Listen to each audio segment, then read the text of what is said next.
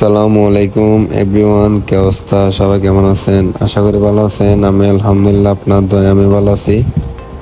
তো গেছিলাম ফতিয়াবাদ নার্সারিতে। এখানে অনেক নার্সারি আছে, সবচেয়ে বড় নার্সারি হচ্ছে এটা। এখানে গেছিলাম অনেক ফুল গাছ।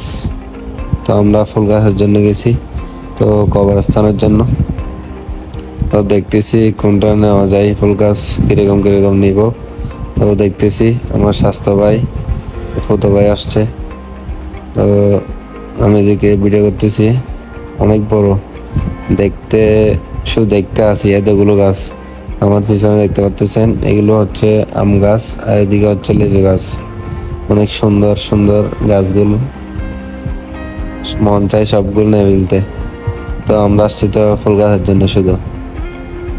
তো এগুলো চয়েস করে নিয়েছি, কাজল কান নিয়েছি, ফুল গাছ নিয়েছি। তো এগুলোতে গাড়ি তুলছি সিঁড়িতে।